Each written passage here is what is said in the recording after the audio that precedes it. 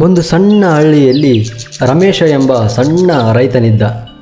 ಅವನು ಪ್ರತಿದಿನ ಬೆಳಗ್ಗೆ ಸೂರ್ಯೋದಯಕ್ಕೂ ಮುಂಚೆ ಎದ್ದು ತನ್ನ ಹೊಲಕ್ಕೆ ಹೋಗುತ್ತಿದ್ದ. ಆ ಹೊಲ ಮಳೆ ಬಂದರೆ ತುಂಬ ಚೆನ್ನಾಗಿ ಬೆಳೆ ಬೆಳೆಯುತ್ತಿತ್ತು. ಆದರೆ ಬರಗಾಲ ಬಂದಾಗ ಅವನಿಗೆ ತುಂಬ ಕಷ್ಟವಾಗುತ್ತಿತ್ತು. ಒಮ್ಮೆ ಹಳ್ಳಿಯಲ್ಲಿ ದೊಡ್ಡ ಬರಗಾಲ ಬಂತು. ಬಾವಿಯಲ್ಲಿ ನೀರು ಆವಿಯಾಗಿ ಬಾವಿ ಒಣಗಿತು. ಹಾಗೆಯೇ ಹೊಲ ಗದ್ದೆಯಲ್ಲಿರುವಂತಹ ಬೆಳೆಗಳು ಒಣಗಿ ಹೋದವು. ಹಳ್ಳಿಯಲ್ಲಿರುವಂತಹ ಜನ ತುಂಬ ದುಃಖಕ್ಕೆ ಒಳಗಾಗುತ್ತಾರೆ. ಅಯ್ಯೋ, ಎಂಥ ಪರಿಸ್ಥಿತಿ ಬಂತಪ್ಪ! ಬೆಳೆಯೆಲ್ಲ ಒಣಗಿ ಹೋಗಿವೆ. ನಾವು ಹೇಗೆ ಜೀವನ ನಡೆಸಬೇಕು? ಏನು ಮಾಡಬೇಕು? ದಾರಿಯೇ ತಿಳಿಯುತ್ತಿಲ್ಲ. ಈಗ ಇರುವುದು ಒಂದೇ ದಾರಿ, ಈ ಊರನ್ನು ಬಿಟ್ಟು ಹೋಗಬೇಕು ಅಷ್ಟೇ. ಆದರೆ ರಮೇಶ ನಂಬಿಕೆ ಕಳ್ಕೊಂಡಿರಲಿಲ್ಲ.